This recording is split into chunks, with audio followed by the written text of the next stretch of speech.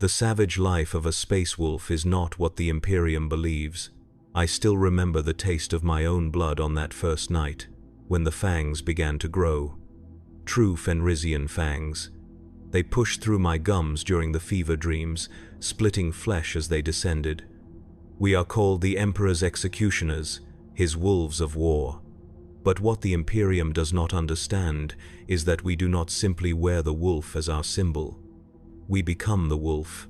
It lives in us, grows in us, and eventually, for some of us, it consumes us entirely. I watch my brothers fight the change, their bodies twisting, their minds slipping closer to the beast with each battle. The question that haunts my dreams is whether we truly tame the beast within, or merely delay the inevitable surrender to its call. Are we warriors blessed with the strength of wolves, or are we simply monsters waiting to be born?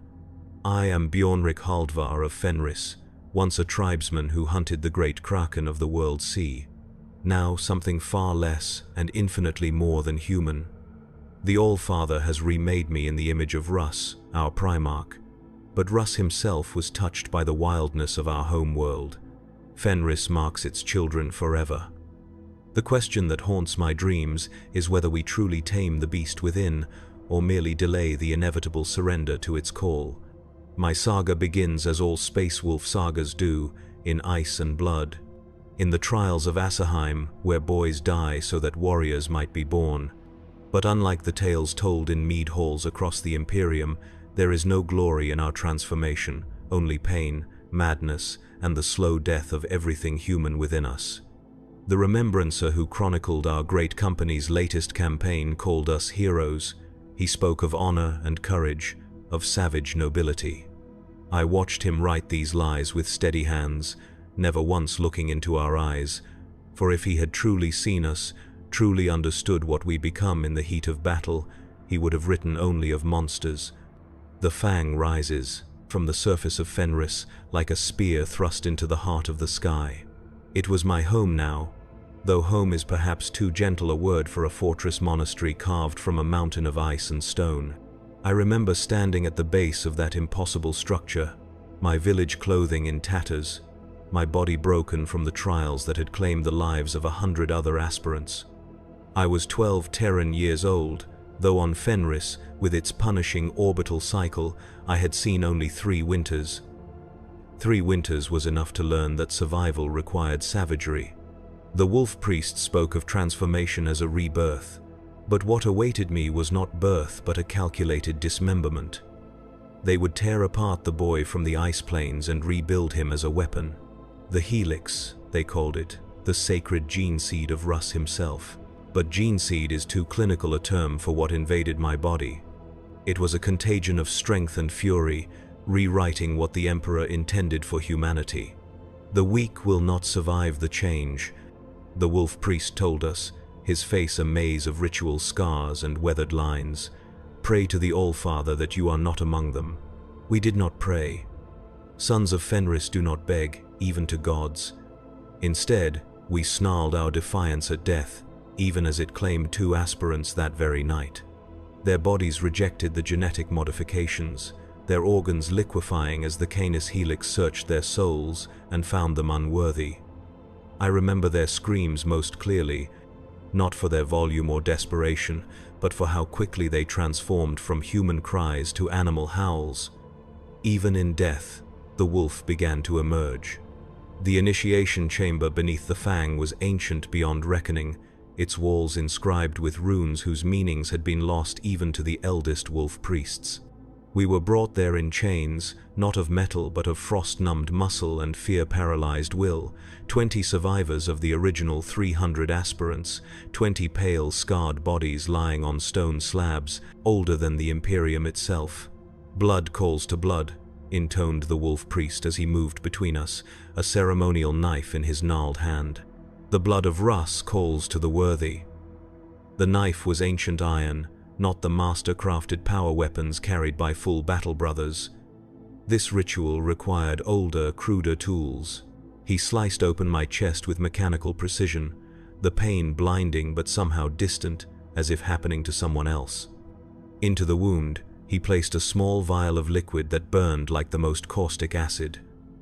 "Drink of the cup of wrath," he whispered as he moved to the next aspirant. "Drink deep." What followed was not transformation but annihilation. My bones broke and reformed. My organs shut down and were replaced by artificial glands and secondary systems. My blood boiled in my veins as the Canis helix, the wolf-touch gene seed of Rus, spread through my body like a tide of molten metal. The human mind cannot comprehend such pain. It shuts down, retreats. Into that void rushed something else. Something with fangs and claws and a hunger that could never be sated. I felt it circling in my consciousness, testing the boundaries of my identity, searching for weakness. "Fight it," growled a voice near my ear, though no one stood beside my slab. "Fight it, but do not reject it.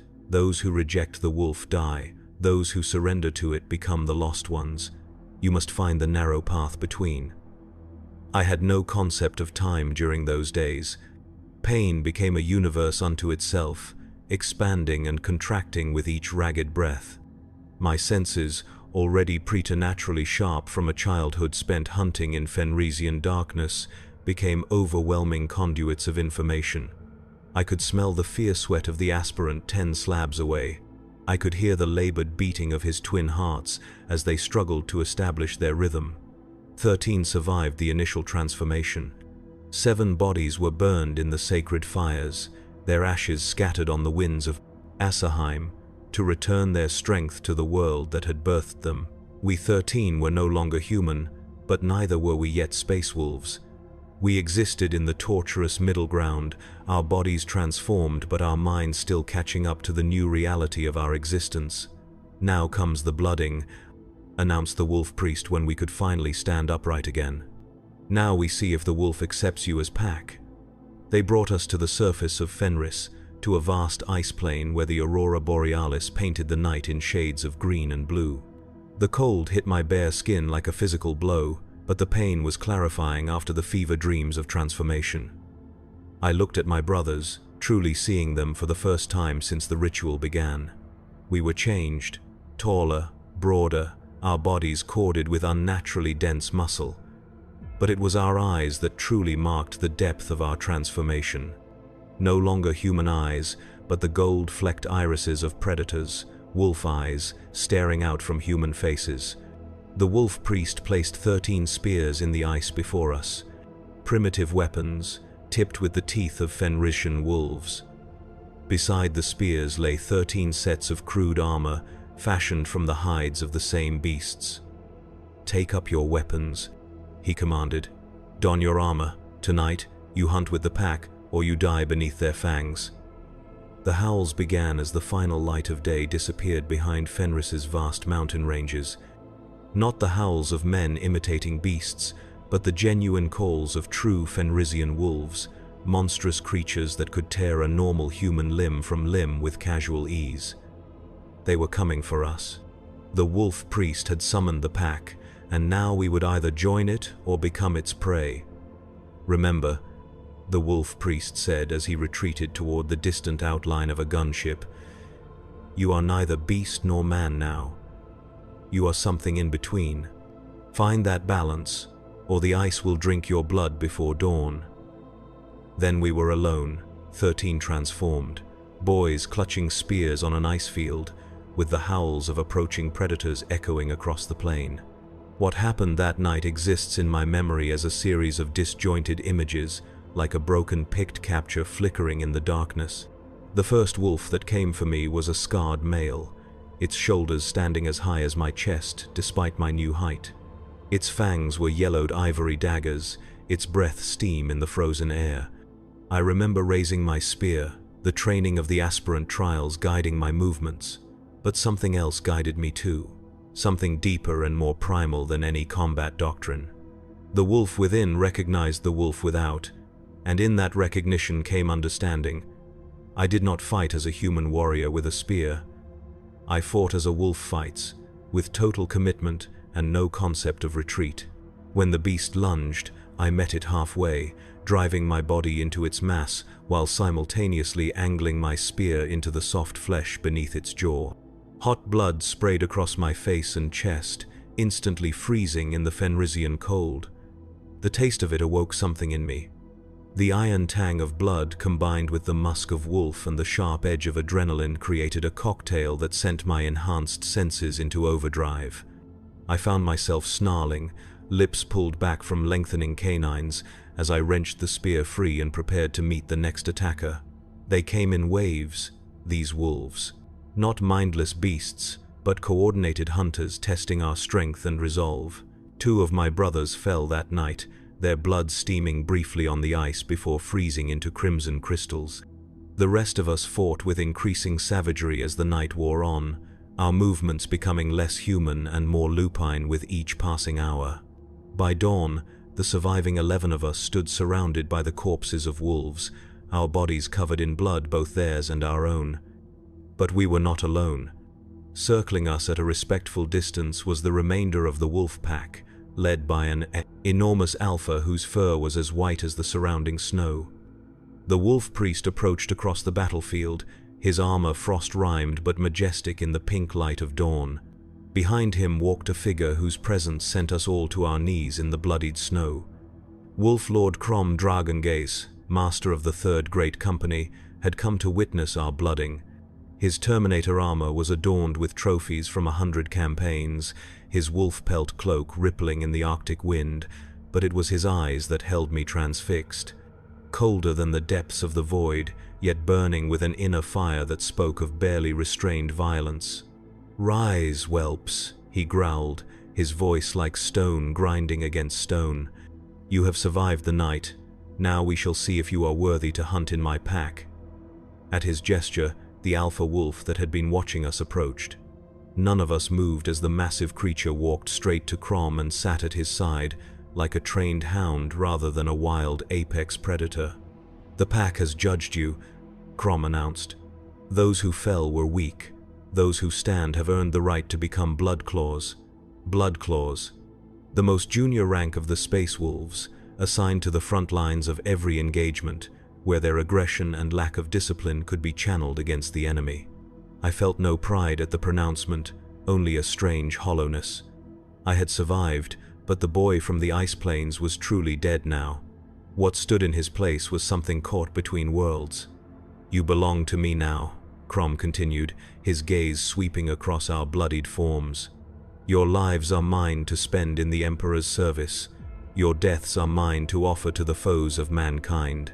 From this day forward, you have no family but the pack, no purpose but war, no loyalty but to Russ, the Allfather, and me."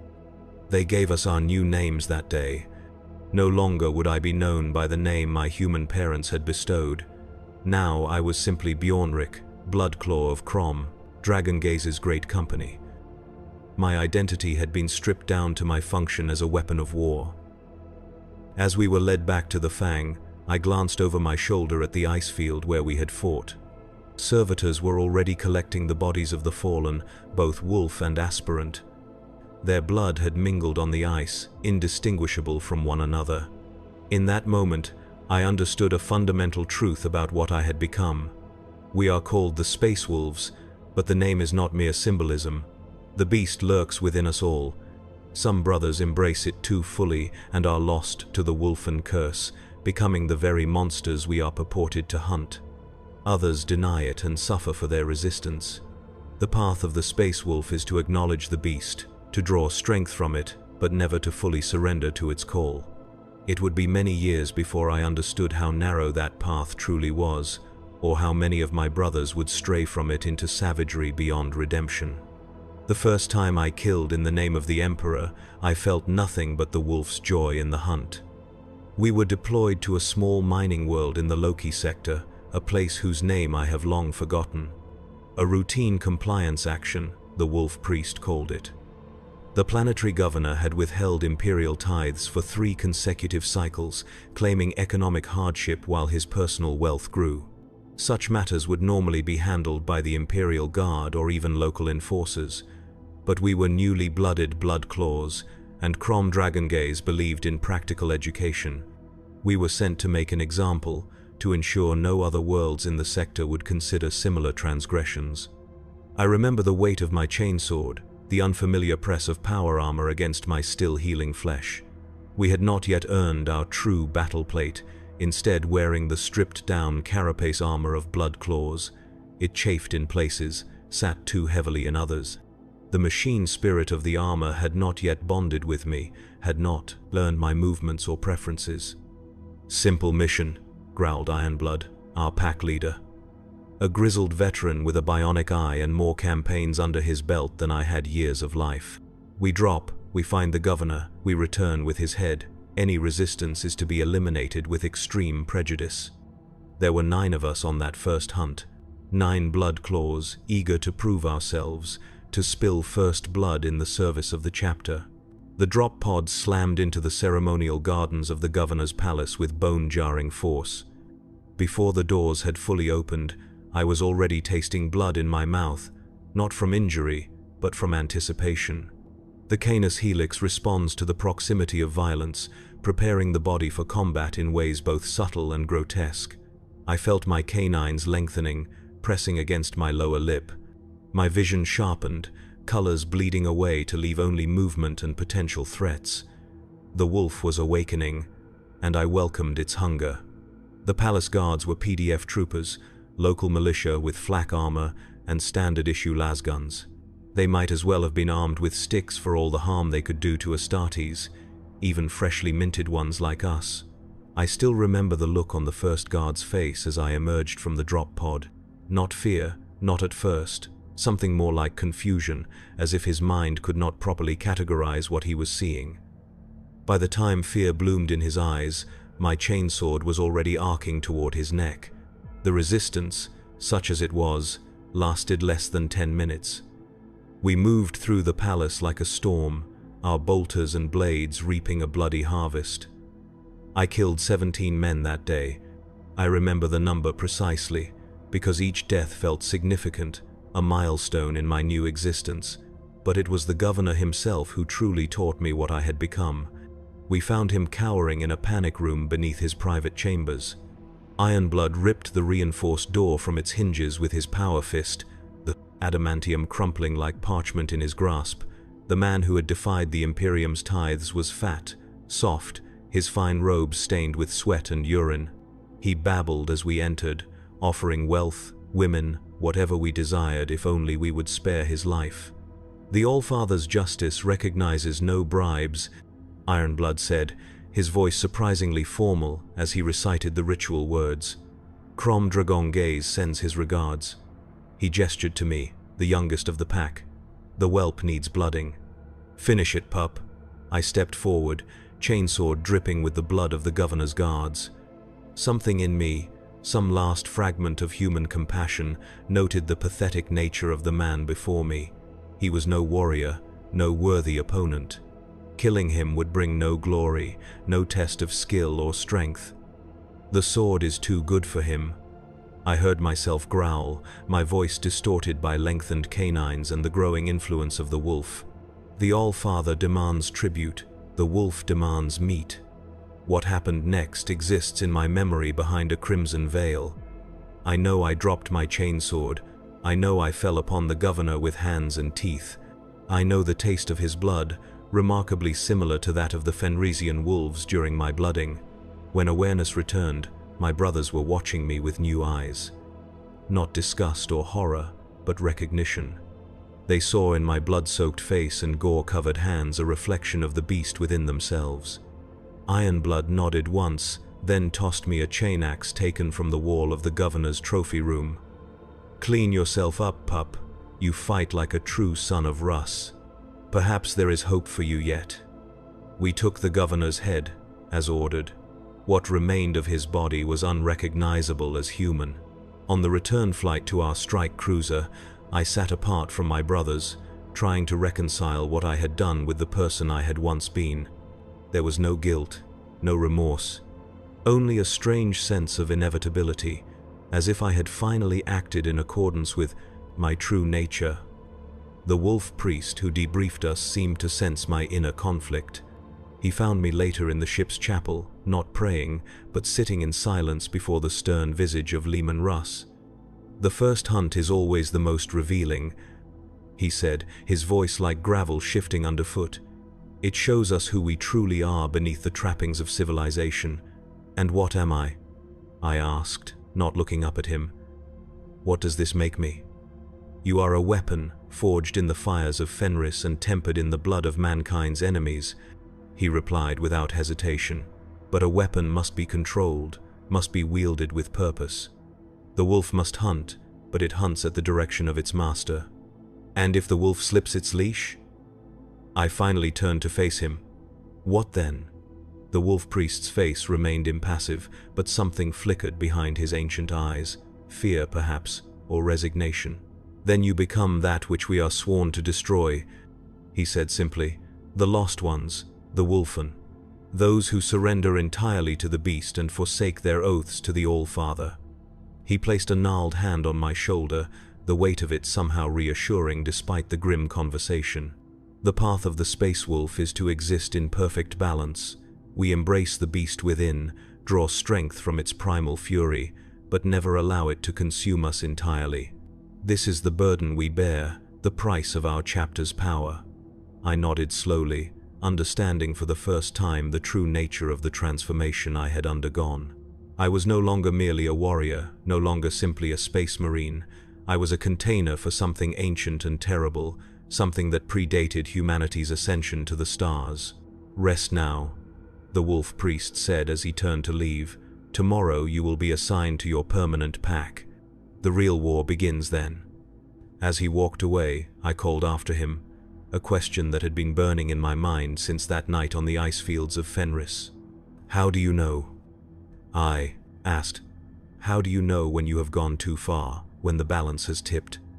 The wolf priest paused but did not turn around. His voice, when it came, was barely above a whisper. "When you no longer need to ask that question," he said. "When the beast's hunger becomes your only truth. That is when we lose you." With those words, he left me alone in the chapel, the eyes of Russ staring down at me from his golden icon. I could have sworn those painted eyes held the same inner conflict I now felt raging within my transformed body, the perfect tension between man and wolf, civilization and savagery, control and abandonment. It was a conflict I would revisit many times in the decades to come, as the galaxy burned around us and the enemies of mankind grew ever more numerous and terrible. The wolf would always be there, waiting for moments of weakness, offering its strength in exchange for control. Sometimes, in the heat of battle, I would accept that bargain. Other times, I would resist its siren call. But always, I remembered the wolf priest's warning. The true horror was not that we might become beasts in the Emperor's service. The true horror was that we might come to see no difference between the beast and ourselves. Word count so far, 3,969. The next morning, I was assigned to Bloodclaw Pack Grimfang under Wolfguard Pack Leader Thorgrim Redfist. The pack consisted of 8 Bloodclaws, including myself, each of us newly blooded and hungry for battle. We were a volatile combination of enhanced strength, limited experience, and the ever-present influence of the Canis Helix working its changes upon our minds and bodies. "Listen well, whelps," Thorgrim addressed us in the armory as we were fitted with our war gear. His face was a roadmap of old scars, one eye replaced with a red augmetic lens that constantly whirred and clicked as it adjusted focus. "You survived your first taste of blood. Do not let it make you overconfident. True war is nothing like culling a fat governor and his toy soldiers." He paced before us, his Terminator armor making each step a thunderous declaration of power. Servo motors whined as he moved, ancient ceramite plate adorned with runes and totems collected over centuries of service. Thorgrim was old, even by Astartes standards. Rumors among the Bloodclaws suggested he had fought in the War of the Beast, though none dared ask him directly. "You belong to Pack Grimfang now," he continued. "Your brothers are your strength. Your brothers are your shield. Lone wolves die, but the pack endures. Remember that when the killing starts and the wolf within begins to howl for blood. We received our chapter colors that day. The armor of the Space Wolves is a distinctive gray, the color of Fenrisian granite. As blood claws, our shoulder pauldrons were marked with the sigil of our rank, a red slash like a fresh wound against the gray. We were not yet permitted to adorn our armor with the personal trophies and fetishes that decorated the plate of more experienced brothers. Those honors would be earned in battle, each campaign adding its mark to our war gear until it told the story of our service. Within a week, we were deployed on our first true campaign. The Holothur system had reported Xenos activity along its outer mining colonies. Initial investigations by Imperial Navy patrols suggested Orc involvement, but the situation had escalated beyond their capacity to contain. The Wolf Lord himself briefed the assembled great company aboard our strike cruiser, the Frostfang. Crom Dragongaze stood upon the command dais, his massive form dominating the space, his voice carrying to every corner of the briefing chamber without need of amplification. "The greenskin filth despoil the Emperor's worlds," he growled, his hand resting on the pommel of a frostblade almost as tall as a human man. "They mistake his mercy for weakness. They mistake our distance for disinterest. We shall correct these misconceptions." With bolter and blade, a strategic hololith flickered to life beside him, displaying the Holothur system's planets and orbital installations. Several areas pulsed an angry red, indicating confirmed Orc presence. Intelligence suggests a minor WAAGAGH. In its formative stages, Crom continued, gesturing to the largest concentration of hostile indicators. A war boss calling himself Grimskull Gutrippa has united several clans and established a foothold on Holothur Prime.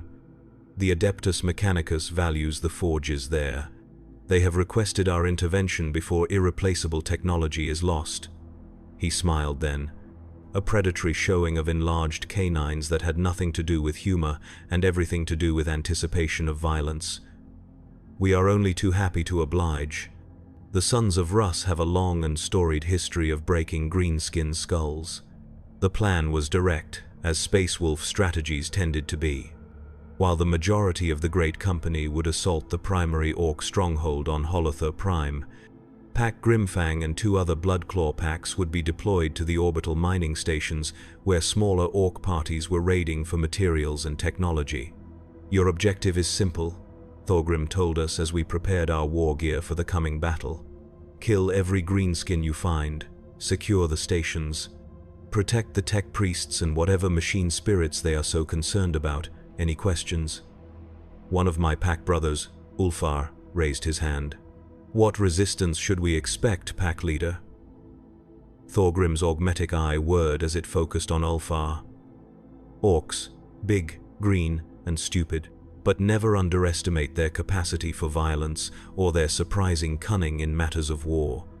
They are born knowing how to fight, unlike you whelps, who must be taught."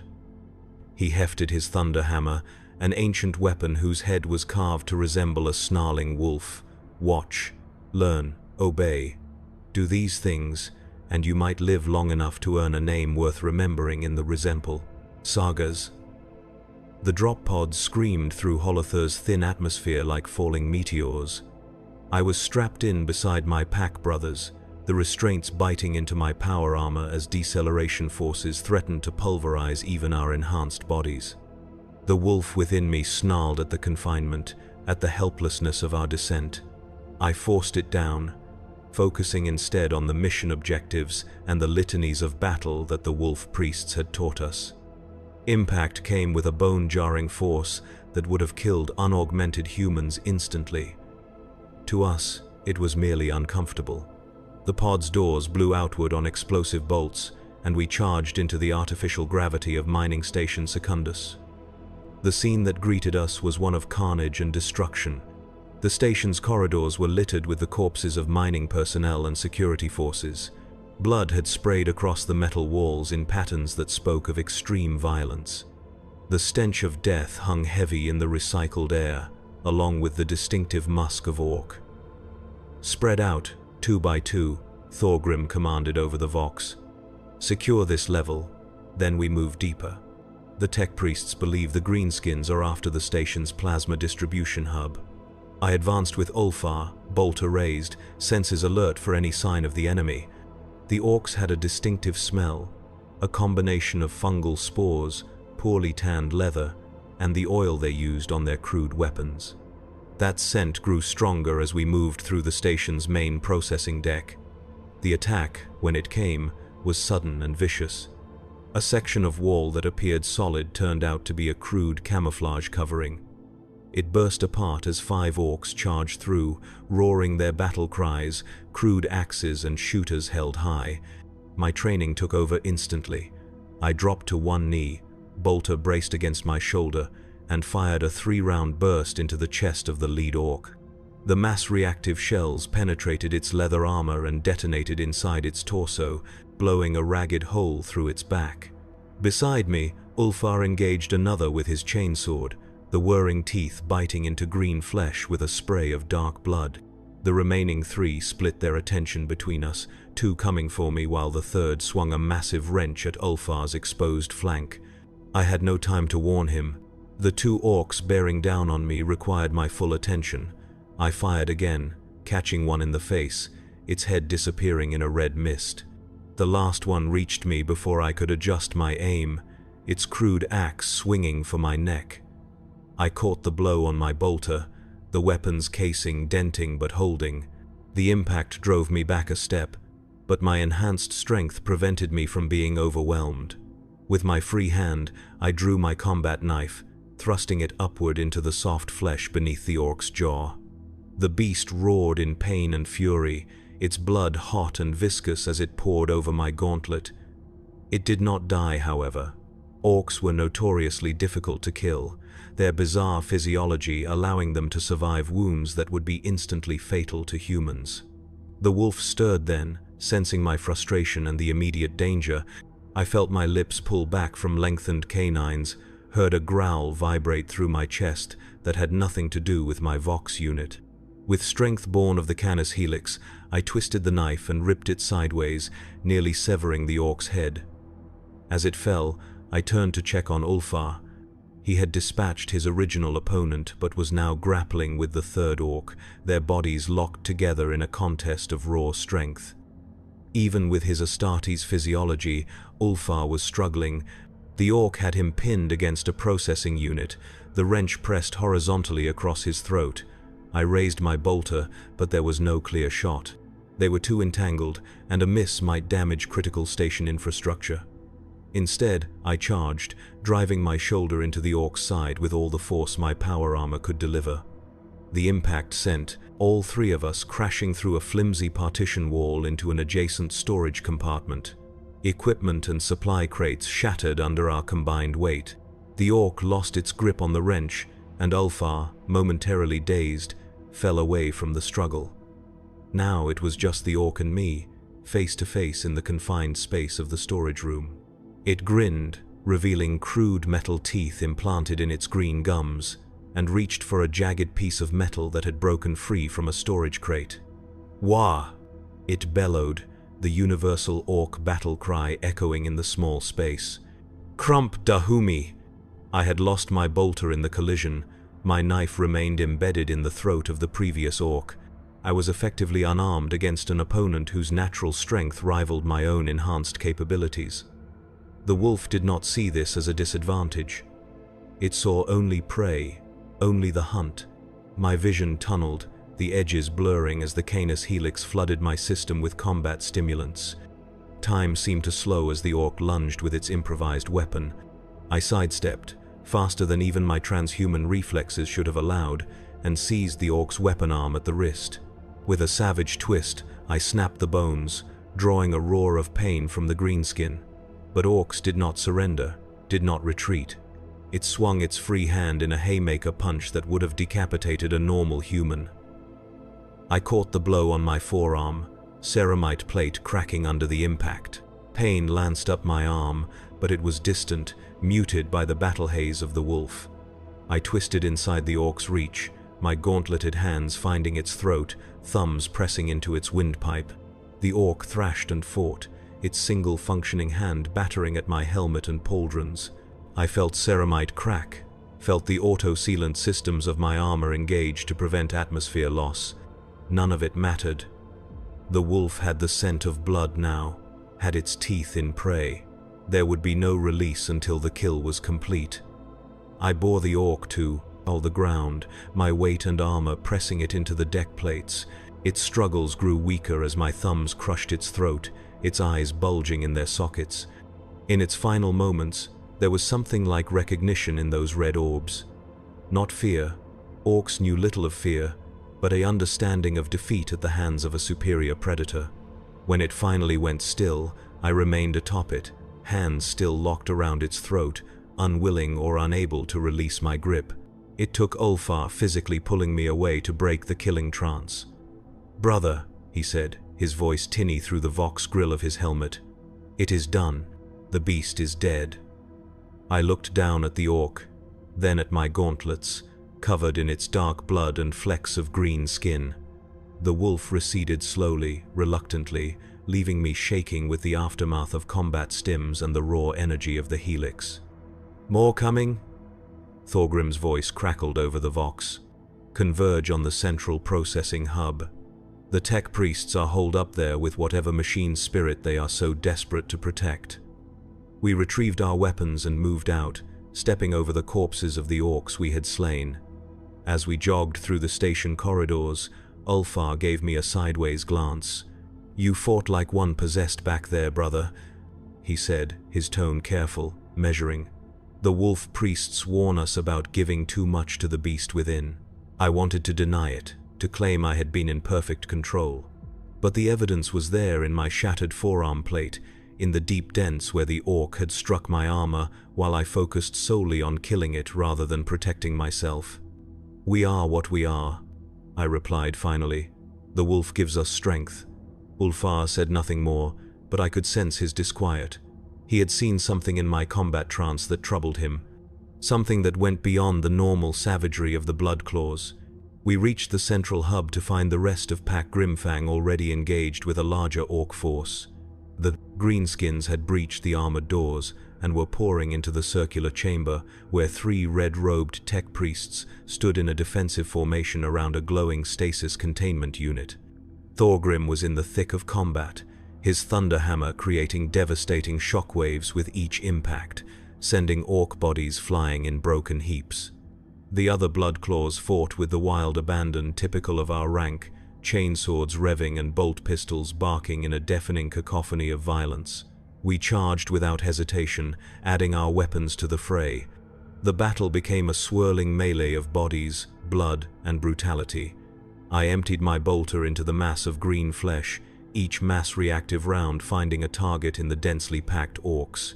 When ammunition ran dry, I switched to my combat knife, recovered from the previous engagement.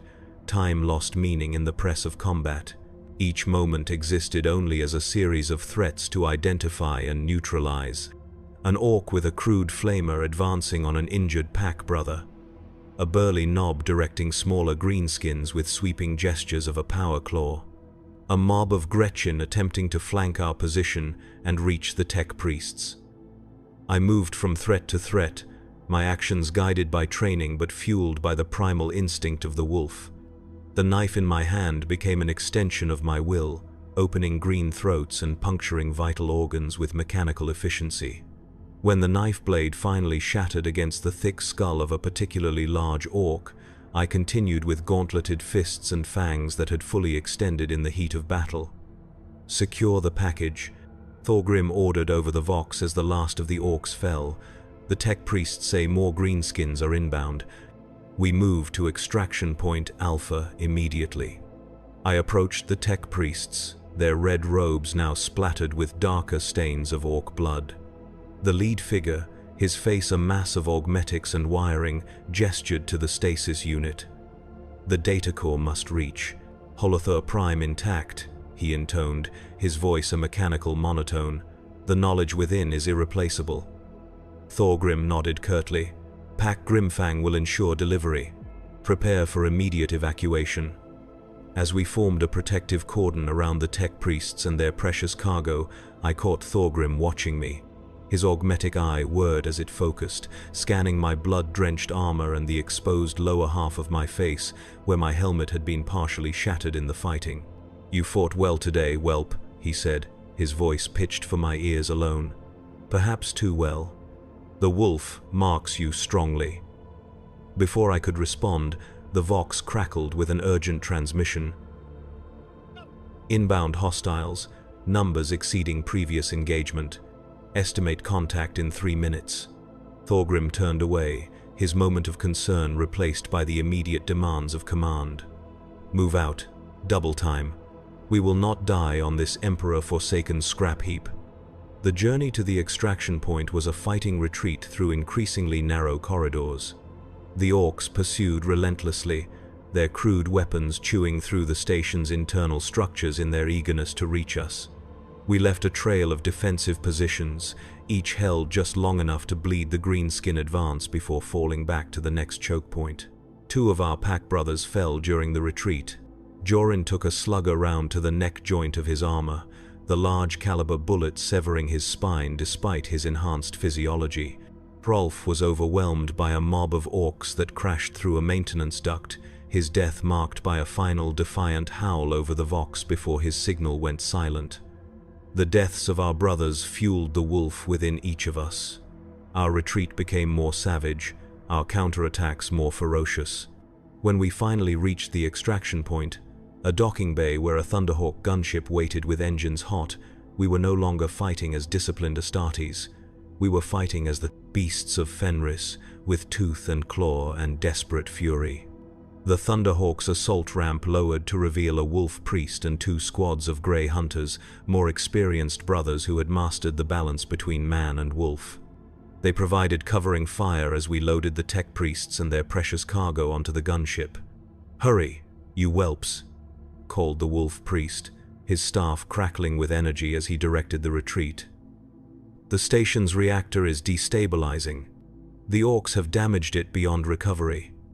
Thorgrim was the last to board, his massive Terminator armor moving with surprising speed as he backed up the ramp, Thunderhammer sweeping in great arcs to keep the pursuing orcs at bay. The ramp began to close even as he cleared the threshold, the Thunderhawk's engines screaming as the pilot executed an emergency launch procedure.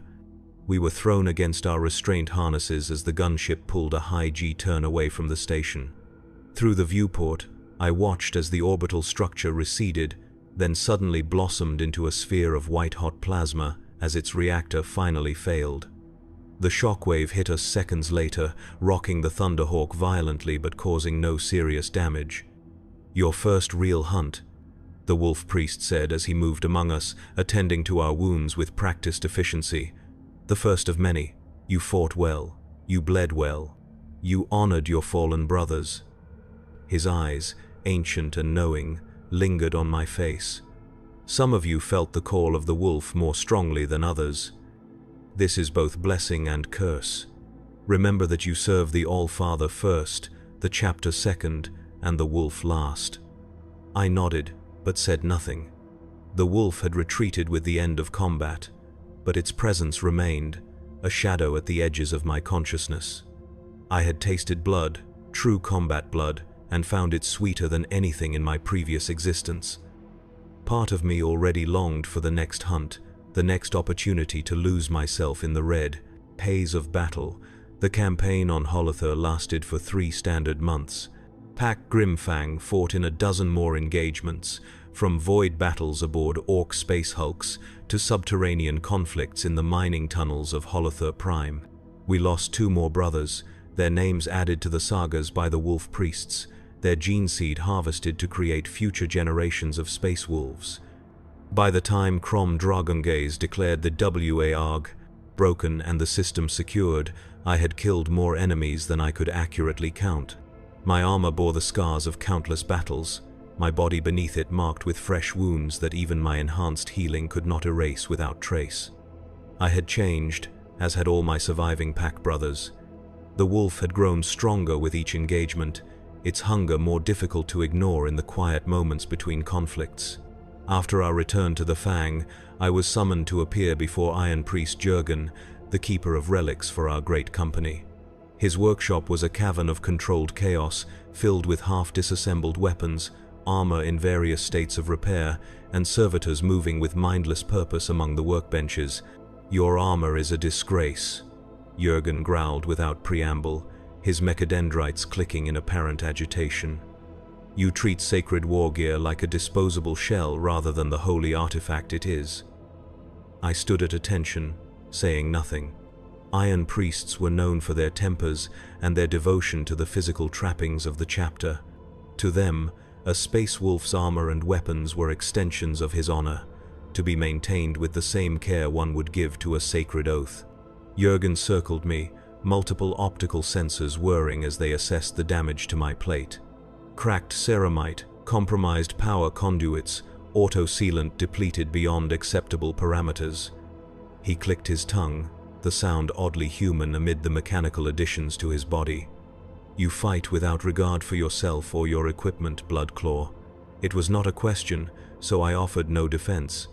Jurgen continued his inspection, occasionally muttering in binary cant to a hovering servo skull that recorded his observations. "Thorgrim tells me you show promise," he said finally, coming to stand before me. "He also says the wolf marks you strongly. An interesting combination. Potential tempered by risk." He gestured to a suit of armor standing on a maintenance rack nearby. Unlike the standard plate of a Bloodclaw, this armor was adorned with primitive totems and decorative elements, its surface inscribed with Fenrisian runes of protection and strength. "Your battle record has earned you the right to proper war gear," Jurgen announced. This armor belonged to Skorason Frostbeard, a grey hunter who fell against the Tyrannid filth on Moraz III. "It has been repaired, reconsecrated, and modified to accommodate your particular fighting style." I approached the armor with reverence. To receive the war gear of a fallen brother was an honor, a recognition that I had proven myself worthy of the legacy it represented.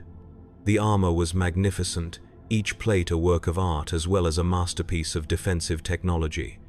"It will not protect you if you continue to fight with such disregard for your own survival," Jurgen warned, his tone softening slightly. "Learn balance, whelp. The most dangerous weapon is the one that endures." The armor of Skorason Frostbeard fit me as if it had been crafted specifically for my body. The machine spirit within it was strong, responsive, adapting quickly to my movements and preferences. It felt right in a way my previous armor never had, as if some echo of its former wearer recognized a kindred spirit in me. With new armor came new responsibilities. Following the Holothur campaign, Pack Grimfang was assigned increasingly complex missions. We moved beyond simple compliance actions and greenskin extermination to operations that required subtlety alongside strength.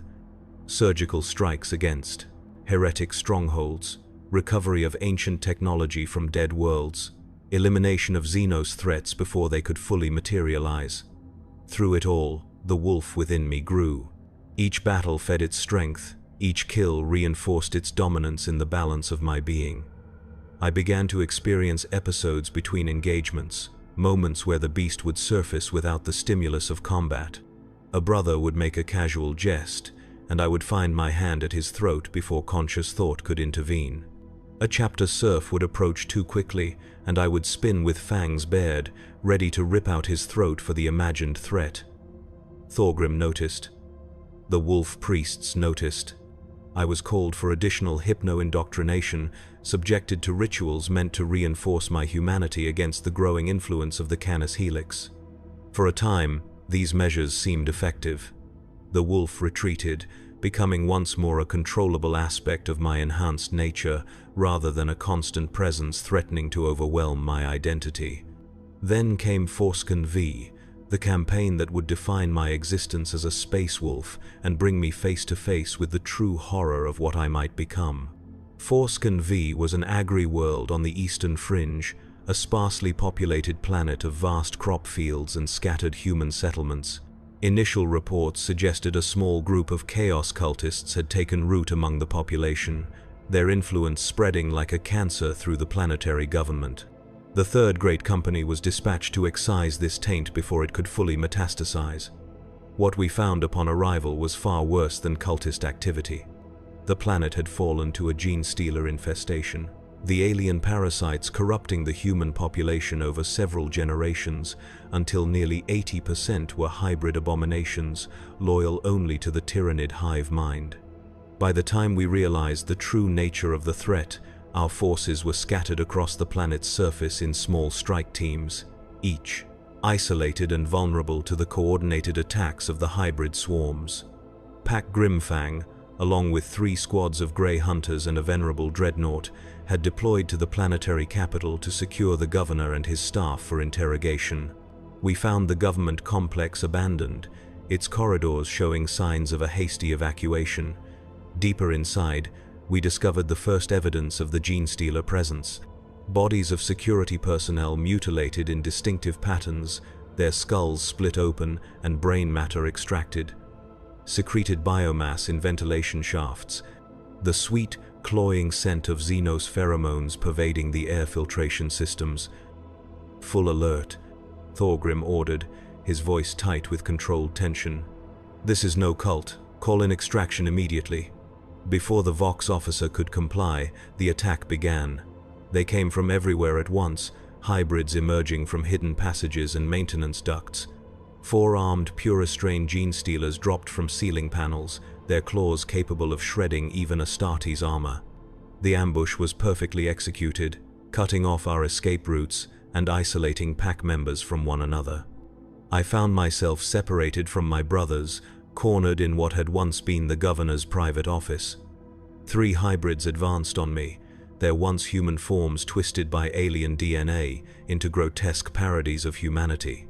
Their movements were unnaturally fluid, coordinated by the psychic link that bound all tyrannid organisms. My bolter spoke, each shot finding vital organs despite the hybrid's uncanny ability to predict my aim. They fell, but more replaced them, pouring through the doorway in an endless stream. I backed up until my armor plate struck the office's panoramic viewing window, the transparent material offering a view of the city beyond, now alive with the movement of countless hybrid forms converging on the government complex. A Puristrain genestealer burst through the press of hybrids, its chitinous armor gleaming wetly in the office's lighting, its lipless maw revealing row upon row of needle-like teeth. This was no mere attack beast, but a patriarch or at least a mature leader beast, its movements displaying a terrible intelligence behind the alien hunger. It charged, moving faster than even my enhanced senses could track. I fired my bolter until the magazine ran dry, each round impacting but failing to slow the creature's advance. Then it was upon me, claws raking across my chest plate, scoring deep furrows in the ceramite. I dropped the empty bolter and drew my combat knife, knowing even as I did that the weapon was hopelessly inadequate against such a foe. The gene-stealer's claws found the weak points in my armor with preternatural accuracy, slicing through joint seals and penetrating the black carapace beneath. Pain blossomed as alien talons punctured transhuman flesh. I struck back with the knife, driving it into the creature's thorax with all my enhanced strength, but it seemed to register the wound as a mere annoyance. Its head darted forward, jaws seeking my exposed throat. I twisted aside, the movement reopening wounds from previous campaigns that had never fully healed. The beast pressed its advantage, additional limbs wrapping around my armor, claws finding purchase in the backplate, pulling me into a lethal embrace. In that moment of desperation, facing a death that would mean not just my end but the potential corruption of my gene seed, I surrendered to the wolf. Not partially, not temporarily, but completely.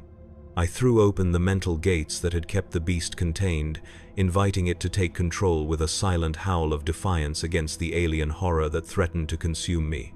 The change was immediate and total. My consciousness retreated, becoming a mere observer as something else took command of my body. My bones shifted beneath my skin, the pain distant but intense as my skeletal structure realigned itself. Claws erupted from my fingertips, punching through the ceramite of my gauntlets. My jaw extended, canines lengthening into true fangs capable of rending flesh from bone. The wolfen that I became was neither man nor wolf, but something ancient and terrible that predated both.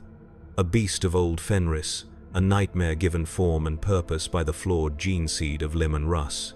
The gene stealer, for all its alien horror, showed the first flicker of something like fear as it faced this new opponent.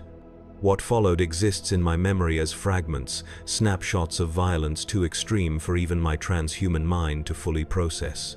The sound of chitin cracking beneath claws stronger than power armor. The taste of Xenos ichor, bitter and chemical on a tongue no longer fully human. The dying screech of the patriarch as I tore its head from its shoulders with strength born of genetic corruption and unbridled fury. When awareness returned, I stood alone in the devastated office, surrounded by the dismembered corpses of dozens of gene stealers and hybrids. My armor hung in tatters from a body that had nearly doubled in size, the transformation having torn apart ceramite plate never designed to accommodate such a change. Blood covered every surface, some of it mine, most of it belonging to the alien abominations I had slaughtered. Most terrifying of all, I was still changing. The wolf, having been given complete control, was reluctant to retreat. I felt my humanity slipping away with each passing second, memories and identity subsumed by predatory instinct and genetic corruption. "Brother," a voice called from the doorway. Thorgrim stood there, his Terminator armor bearing the marks of heavy combat, his thunder hammer dripping with alien fluids. Behind him stood a wolf priest, his staff of office held at the ready, glowing with contained power. I turned to face them, a growl building in a throat no longer capable of human speech. They were pack, a distant part of me recognized, but the wolf saw only potential threats, approaching its kill ground. I dropped into a crouch, claws leaving gouges in the marble flooring, muscles bunching in preparation for a leap that would carry me into their midst. "Bjornrik Holdvar," the wolf priest intoned, his voice layered with hypnotic patterns and ritual cadences. "Son of Fenris, brother of the Fang, hear my voice through the storm of blood." Something in his words penetrated the fog of bestial rage. A memory of snow and ice, of standing before the wolf priests as a human aspirant, swearing oaths to the Allfather and the Chapter. My charge slowed, uncertain. "The wolf serves the warrior," the priest continued, advancing slowly, his free hand held out in a gesture both commanding and placating. "The warrior serves the Emperor. Remember your oaths, brother. Remember who and what you truly are." The wolf snarled, rejecting the priest's words, fighting to maintain control of the body it had claimed. But the moment of hesitation had created a space for my humanity to reassert itself. I seized that opening with desperate strength, pushing back against the beast, reclaiming fragments of identity from its grasp. The struggle was more painful than any physical wound I had ever endured. It felt as if my soul itself was being torn apart and reassembled, piece by jagged piece. I fell to my knees, body convulsing as the transformation began to reverse itself.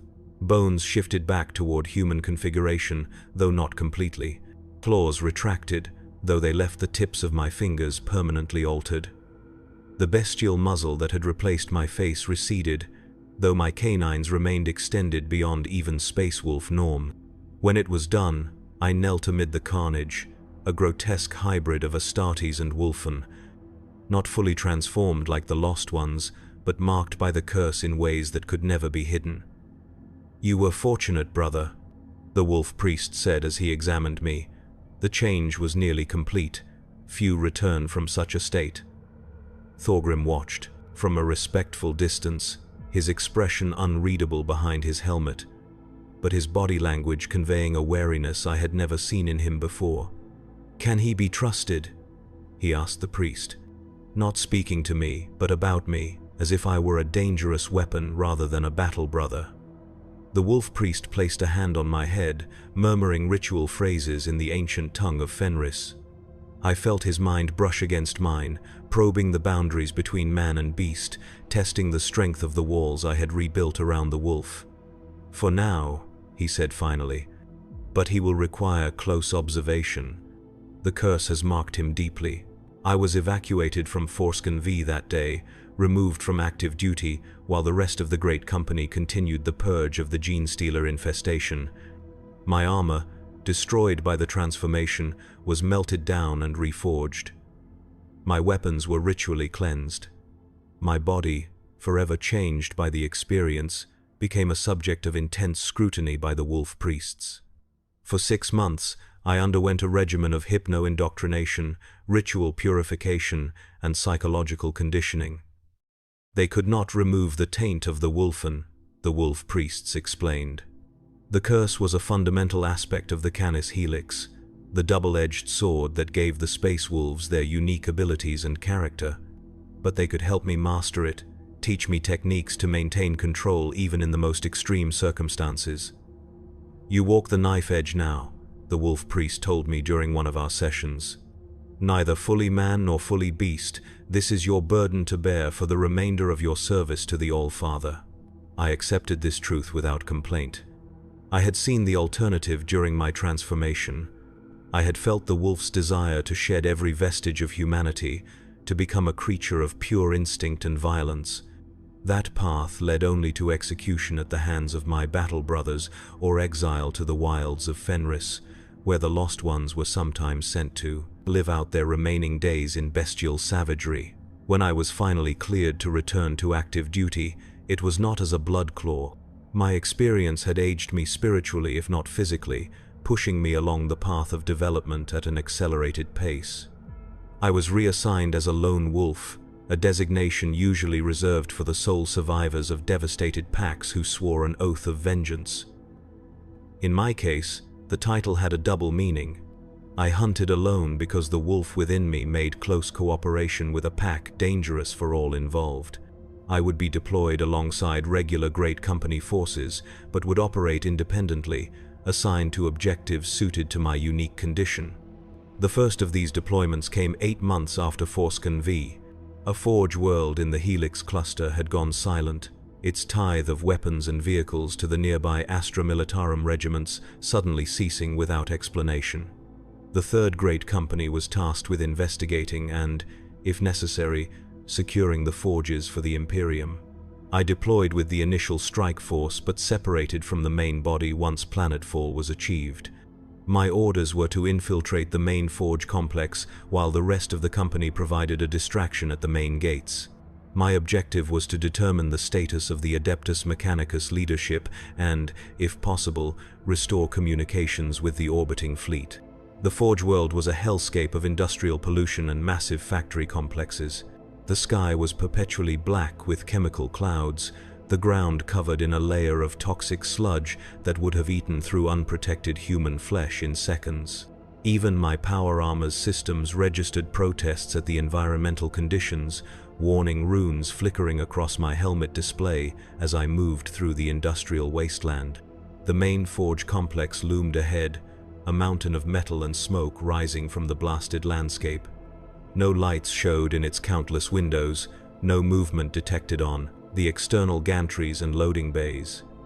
It appeared abandoned, but my enhanced senses detected the subtle vibrations of active machinery deep within the structure. The forges were still operating, though for what purpose remained to be determined. I found an access point through a waste disposal chute, the tight confines forcing me to remove sections of my armor and carry them as I squeezed through. This vulnerability triggered the wolf's defensive instincts, but I employed the mental techniques taught by the wolf priests, containing the beast's influence to a manageable level. Inside the forge complex, the mystery deepened. The production lines were running at full capacity, but no human or servitor operators were present.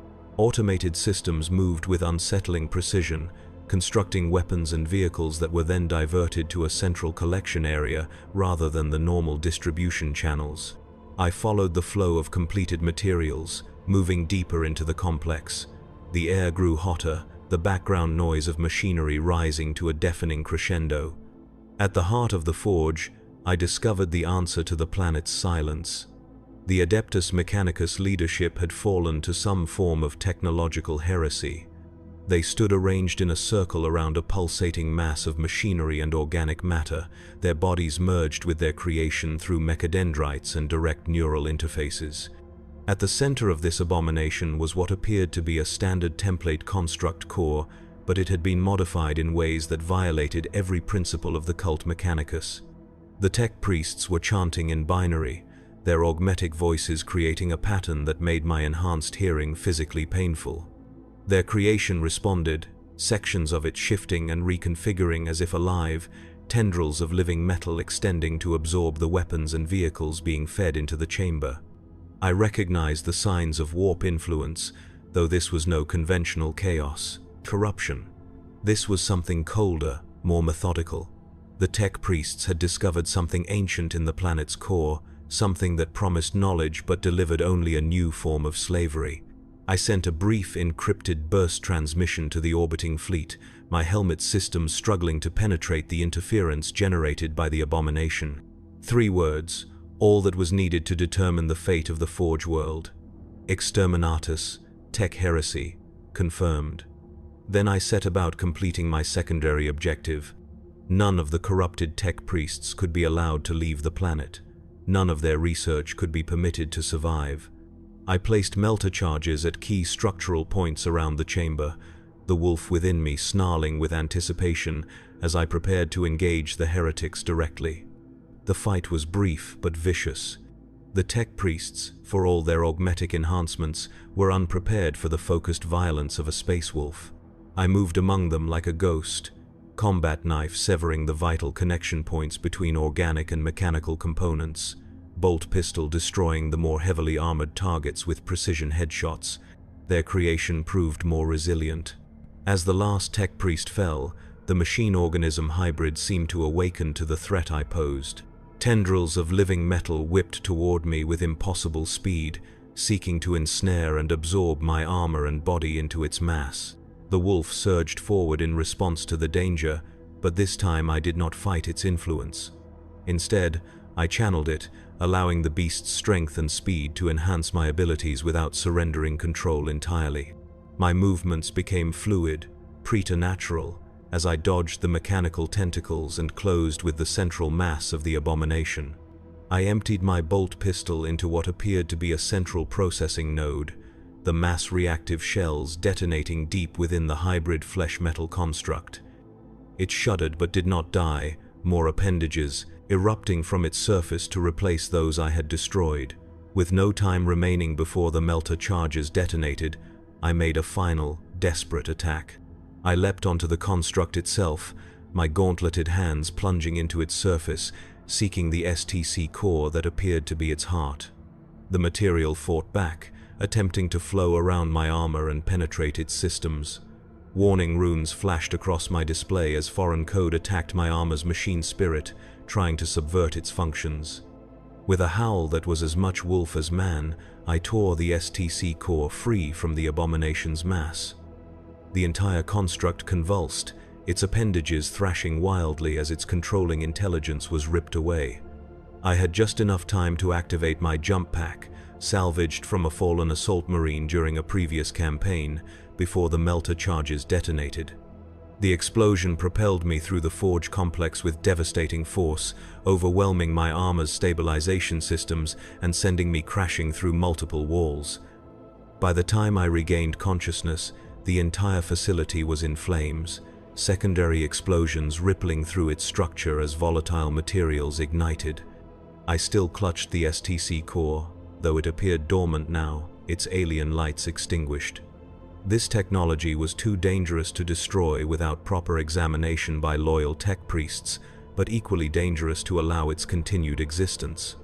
With no better option, I mag-locked it to my armor and began the perilous journey back to the extraction point. The orbital bombardment began before I reached the rendezvous. Lance strikes from the fleet pounded the forge complex, reducing millennia of human engineering to slag in minutes. I watched from a ridge several kilometers away, the wolf within me satisfied by the destruction of the abomination, but the man understanding the tragic necessity of such extreme measures. When I finally rendezvoused with the extraction Thunderhawk, I delivered the STC core, directly to the senior tech priest accompanying our force. His reaction was a mixture of reverence and horror as his sensors analyzed the artifact.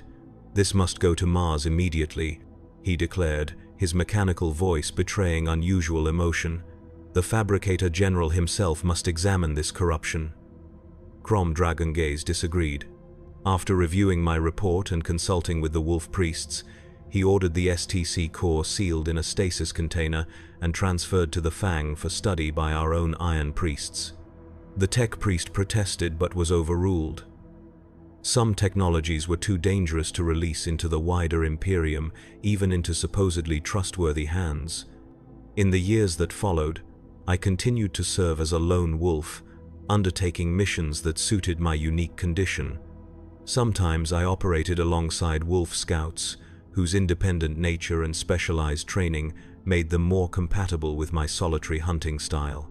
Other times I was attached to great company assaults as a shock trooper, pointed at the enemy's weakest point and unleashed like a precision weapon.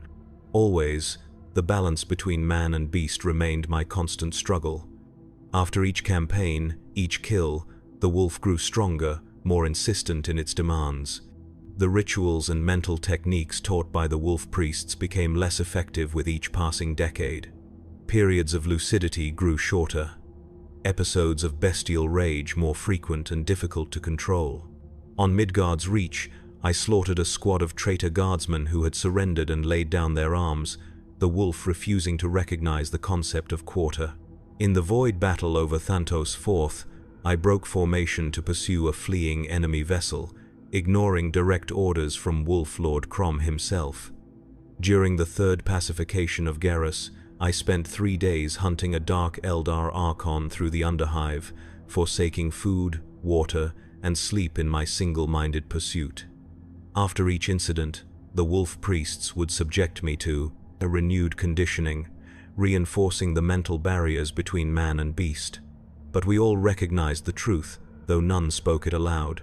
The curse was claiming me slowly but inevitably. Eventually the wolf would win.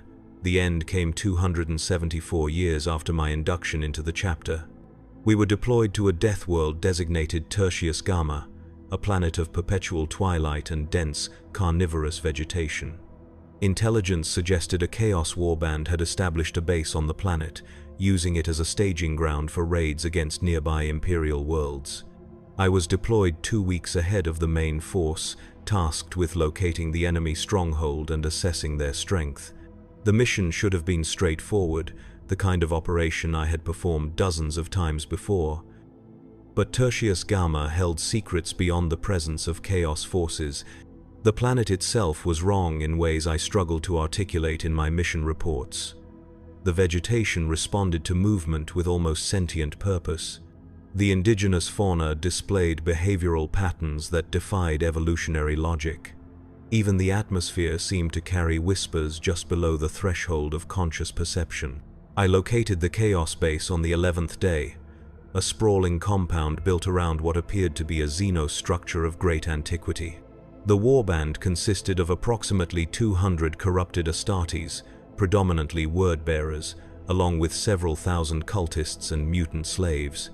They were conducting excavations around the xenostructure, removing artifacts that pulsed with baleful energy even at a distance. As I observed their operations from concealment, I became aware of a presence watching me in return. Not the Chaos forces, who remained oblivious to my surveillance, but something else. Something ancient and patient that had slumbered beneath the planet's surface until the Word-bearer's excavations disturbed it. That night, as I prepared my final intelligence report, before the arrival of the Great Company, it spoke to me, not in words, but in images and sensations projected directly into my mind. It showed me visions of Fenris before human settlement, when the great Fenrisian wolves ruled its surface unchallenged. It showed me the genetic tampering that created the Primarchs, the specific modifications made to Leman Russ that linked him to those ancient predators. It showed me the fatal flaw in the Canis Helix, not an accident of genetic science but a deliberate feature, a time bomb planted in the gene seed of the VI Legion. Most terribly, it showed me my future. The inevitable surrender to the curse, the transformation into a wolfen, the years of mindless savagery before death at the hands of my own battle brothers, it offered an alternative. Acceptance of its blessing would stabilize the Canis Helix, allow me to retain my mind while accessing the full power of the wolf. All it asked in return was freedom from its aeons-long imprisonment. The wolf within me yearned to accept, recognizing in this entity a kindred spirit, a predator of unimaginable power. The man I still was recognized the deception, the subtle corruption being offered in the guise of salvation. This was no benevolent entity but a Xenos abomination. Perhaps one of the beings that had corrupted the word-bearers and their excavated artifacts. I activated the emergency teleporter Homer, summoning an immediate extraction and orbital bombardment of the excavation site. The entity's psychic scream of rage as I rejected its offer echoed through my mind, breaking down the carefully constructed barriers between man and wolf. The transformation began immediately, more violent and complete than any previous episode. I felt my armor splitting as my body expanded, bone and muscle reconfiguring into the form of the wolfen. But this time, there was no wolf priest to call me back, no ritual words to anchor my humanity. There was only the beast, triumphant at last in its centuries-long siege against my identity. My last human memory is of staring at my hands as they changed into claws, watching the skin darken and thicken into a leathery hide covered with coarse fur. I remember feeling not fear or regret but a terrible sense of inevitability. This had always been my fate from the moment the Canis Helix entered my bloodstream in the initiation chamber beneath the Fang. What followed exists not in memory but in the official records of the Space Wolves chapter, related to me years later when a measure of sanity returned. The Great Company arrived to find not a Chaos base, but a crater of glass and fused rock where the orbital bombardment had struck. They also found a trail of mutilated word-bearers, a path of destruction leading away from the blast zone into the planet's dense forests. They pursued this trail, recognizing the signs of a wolfen at work, the savagery of the kills, the bestial trophy-taking, the ritual aspects that went beyond mere predatory instinct. For 3 days, they hunted their fallen brother across the hostile landscape of Tertius Gamma, following a trail of blood and broken bodies. On the 4th day, they found me. Or rather, they found what I had become. A fully transformed wolfen, physically powerful beyond even Astartes' norm, but with no recognition of former battle brothers or sworn oaths. I had regressed entirely to the beast, the man subsumed completely beneath the triumphant wolf. Standard protocol dictated immediate termination, a clean death delivered by brothers in arms, the only mercy that could be offered to one lost to the curse. Wolflord Crom himself led the execution party, bringing with him the wolf priest who had overseen much of my conditioning over the centuries. They cornered me in a ravine, cutting off all avenues of escape with disciplined fire from bolters and plasma guns. I fought with the mindless ferocity of the truly lost, wounding 3 battle brothers before Crom engaged me directly, his frost blade against my claws, his tactical genius against my bestial cunning. The duel was brief but brutal. Though empowered by the curse, I was no match for a wolf-lord in Terminator armor wielding a master-crafted frost blade. The killing stroke should have severed my head from my body, ending my saga with the clean finality of cold steel. Instead, at the crucial moment, the wolf priest intervened. He had seen something in my eyes in that final instant, some flicker of recognition or humanity that gave him pause. Against Crom's direct order, he used his Crozius Arcanum to render me unconscious rather than allowing the killing blow to fall. I was taken in chains aboard the strike cruiser, confined in a specially constructed null-field chamber designed to contain the most dangerous warp entities. For the journey back to Fenris, I raged against my bonds, all traces of humanity apparently erased by the curse. The Wolf Lord argued repeatedly for my execution, citing chapter tradition and practical concerns for the safety of the fleet. The Wolf Priest maintained his conviction that something of the man remained beneath the beast's exterior.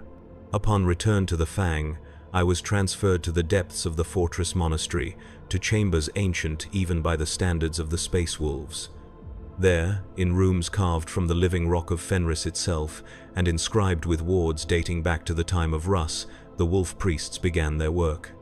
What followed was not an attempt to reverse the transformation. The physical changes wrought by the wolfen curse are permanent, irreversible by any technology or ritual known to the chapter. Instead, they sought to reach the man buried within the beast, to rekindle the spark of humanity and consciousness that the wolf priest had glimpsed in that final moment on Tertius Gamma. The process took years. Ritual hypnotherapy sessions conducted by senior wolf priests. Experimental treatments developed by iron priests based on recovered fragments of the Emperor's original work on the Primarch project. Exposure to sacred relics of Leman Russ himself, objects believed to carry an echo of the Primarch's presence. Progress came in microscopic increments. The first breakthrough was eye contact, maintained for a full second rather than the animal glance of a predator assessing prey. Then recognition, a change in posture and scent when familiar battle brothers entered the containment chamber. Finally, after nearly a decade of constant work, speech, a single word, guttural and distorted by a mouth and throat no longer designed for human language, but unmistakable. Brother. From that first word, recovery accelerated. The beast remained ascendant physically, the wolfen form permanent and unchangeable, but the mind of the warrior reasserted itself with increasing strength. I relearned language, recalled my oaths and history, recognized my identity as something distinct from the animal instincts that had consumed me. What emerged from this process was neither fully man nor wholly beast, but something unprecedented in chapter records. A wolfen with consciousness and volition, a monster with a soul. The wolf priests debated endlessly about what my existence meant for their understanding of the curse. Some saw hope that other lost brothers might be recovered through similar methods. Others warned that I represented a dangerous anomaly, a potential vector for corruption that should not be permitted to exist. Wolf Lord Crom remained skeptical, demanding regular tests of my loyalty and control. These trials were harsh by necessity: exposure to the scent and sight of blood, simulated combat scenarios, direct psychic probing by rune priests to assess the stability of my mind. Through it all, the tenuous balance I had achieved held, though often by the narrowest of margins. After 15 years of confinement and testing, a decision was finally reached regarding my fate. I would not be executed, as was traditional, for those claimed by the curse. Neither would I be released to serve as before, my condition making that impossible. Instead, I was assigned a unique role within the chapter, one suited to my unique condition. I became the keeper of lost brothers, guardian of the chamber deep within the Fang, where those in the early stages of the wolfen transformation are kept. Not yet fully lost, but beyond recovery by conventional means, these battle brothers exist in a twilight state between man and beast. Too valuable to execute, too dangerous to employ in normal operations, they represent the chapter's most closely guarded shame. My transformation allows me to communicate with these brothers in ways no normal Astartes could manage. I understand their struggle intimately.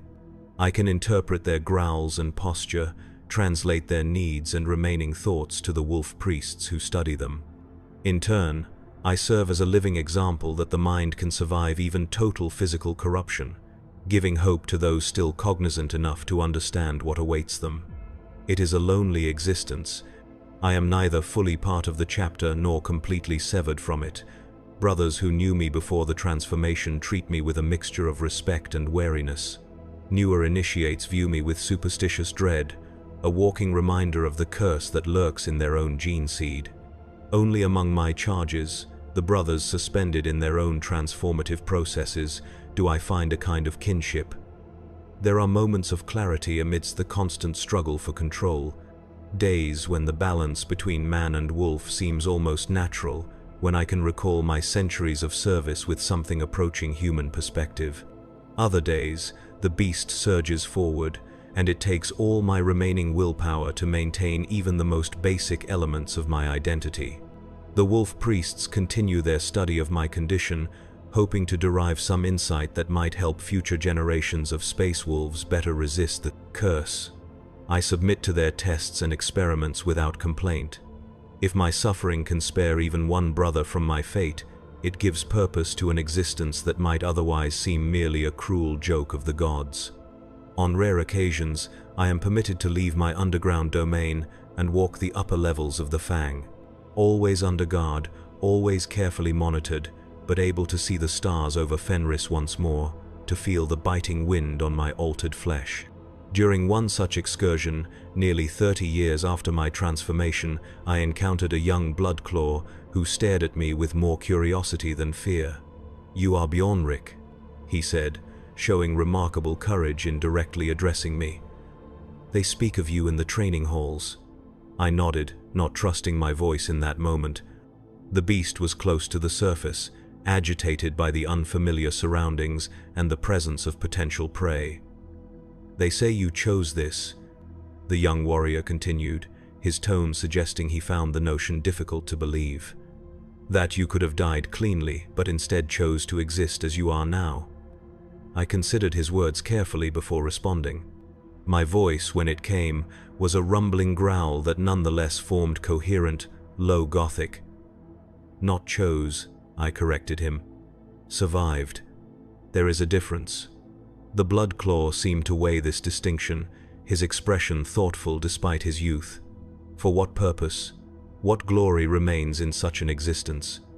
It was a question I had asked myself countless times during the long years of my confinement. Why continue this half-life, this constant battle against the beast within? Why not seek the clean end of a frost blade and whatever reward awaited in the halls of Russ? "Glory is for sagas," I told him, the words coming with increasing difficulty as the wolf stirred within me. "Service does not require glory, only endurance." The young warrior nodded slowly, respect replacing the curiosity in his eyes. He placed his fist against his chest in the traditional salute of the chapter before moving away, leaving me to my thoughts and the ever-present struggle for control.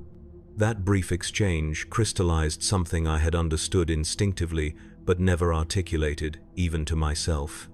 The Space Wolves revere the warrior ideal, celebrating heroic deeds and glorious deaths in their sagas and rituals.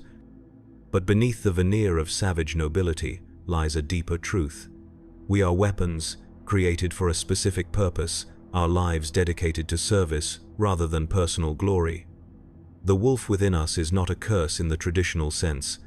It is the price we pay for the power we wield, the necessary counterbalance to our enhanced abilities. Some brothers pay that price in small increments over centuries of service. Others, like myself, pay it all at once in a catastrophic transformation, but all sons of Russ live with the knowledge that the beast waits within, patient and eternal. In the decades since my transformation, other brothers have joined me in the twilight existence between man and wolfen. Some have retained enough of their minds to serve alongside me as guardians and interpreters. Others have slipped further into bestial savagery despite our best efforts. Each case is unique, a reflection of the individual warrior's mental strength and the specific circumstances of his transformation. The wolf priests have developed new rituals based on their observations of us, techniques that have helped several brothers step back from the brink of total transformation. This is perhaps my greatest contribution to the chapter, the knowledge gained from my condition saving others from a similar fate. It is not glory in the traditional sense, but it is service of the highest order. There are whispers among the more traditionally minded battle brothers that we should not exist, that our continued presence represents a deviation from the Emperor's design. They cite the ancient practices of the chapter, where those claimed by the curse were granted clean deaths rather than prolonged half-lives. Sometimes, in my darker moments, I find myself agreeing with them. But then I remember the words of the wolf priest who saved me on that blood-soaked day on Tertius Gamma. The true test of a son of Russ, he told me years later, is not how gloriously he fights or how nobly he dies. It is how he endures the burden placed upon him by his gene seed, his chapter, and his oath to the All-Father. By that measure, Perhaps I have not failed entirely. I endure, I serve. The wolf within me remains powerful, constantly testing the boundaries of my control, but it no longer rules unchallenged. We exist in a state of perpetual conflict, neither side able to claim complete victory. This, I have come to believe, is the true nature of the space wolves. Not the noble savages depicted in imperial propaganda, nor the mindless beasts feared by our enemies, but warriors caught in the eternal struggle between human reason and animal instinct. We draw power from the wolf, but we must never surrender completely to its call. The curse is simply the most visible manifestation of this struggle, the physical expression of a conflict that rages within every son of Rus from the moment the Canis Helix enters his bloodstream. Those who maintain the balance become heroes of the chapter, their names recorded in sagas that will outlive their mortal remains. Those who lose the struggle become cautionary tales or, like myself, living reminders of the price of failure. Yet even in failure, there is service. Even in transformation, there is purpose. This is what the outsiders never understand about the space wolves. Our savagery is not mindless. Our fury is not undirected. Even at our most bestial, we remain weapons of the Emperor, tools crafted for a specific purpose and dedicated to its fulfillment. I will likely never again know the glory of battle at the forefront of a great company assault. I will never feel the camaraderie of the pack, or the simple satisfaction of a hunt well concluded. My existence now is defined by limitations and constant vigilance against the beast that shares my skin. But I endure, I serve. In my own way, I remain a son of Rus, a warrior of the Fang. The wolf within me snarls its eternal challenge, and each day I answer with renewed determination. This is my burden, my duty, my purpose, not glory but service, not savage nobility but patient endurance.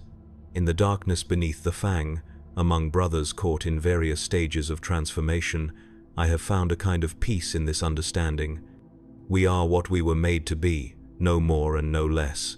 The curse is not our enemy but our nature, to be managed rather than defeated. Bjornrik Haldvar, once Bloodclaw, once Lone Wolf, now Keeper of Lost Brothers, my saga continues, though it will never be sung in the feast halls of the Fang. My service endures, though it takes forms no aspirant would recognize or desire. The wolf remains, eternal and hungry within me, but it no longer defines me completely. This is what it means to be a space wolf. Not the glory or the savagery that outsiders see, but the eternal struggle between man and beast. The burden we bear, the price we pay, the service we render to the Allfather, to the chapter, to mankind itself. In the end, perhaps, there is a kind of glory in endurance, a nobility in bearing what cannot be changed. A warrior's honor in facing each day as a battle to be won through strength of will rather than force of arms. I am Bjornrik Haldvar of Fenris. I am wolf and man, monster and warrior. I endure. I serve. That is enough. That must be enough. For in the grim darkness of the far future, glory is fleeting, but service is eternal.